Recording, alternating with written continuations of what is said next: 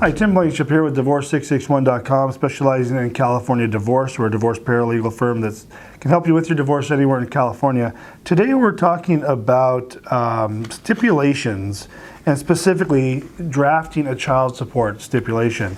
Stipulations, briefly, I've talked about a lot, and we've done a lot of these, but there's been some changes recently to what the courts are looking for as far as the language in the stipulation.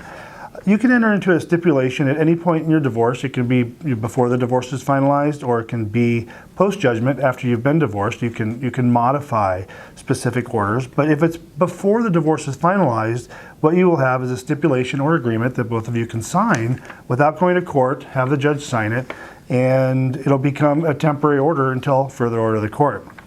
So now we've touched on what we're talking about. This specifically relates to child support, and they are changing or requiring additional language now on the child support agreement. So when you come to an agreement for child support, here's what they're now asking for. You need to have the total amount of child support that's going to be paid, and from who and to who. So from the respondent to the petitioner. And here's one change. We used to say beginning forthwith, where we could say child support to begin forthwith from X amount of dollars amount from the petitioner to respondent.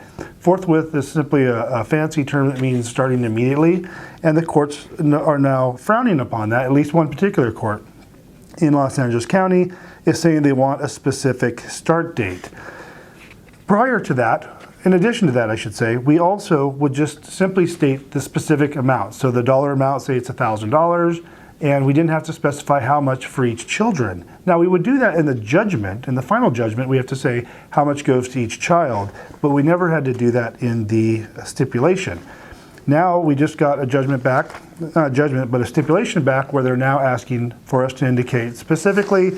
So if it is $1,000, it says you must put the children's names and birthdays in your order plus amount of child support per child.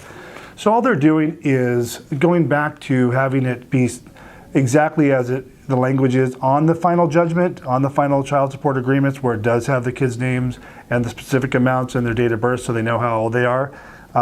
We haven't had to do that on stipulations for child support in the past, but now that we've done that, or now that we've gotten this rejection letter back, that's how we learn if there's a change, or if there's a particular court clerk that wants it done a certain way.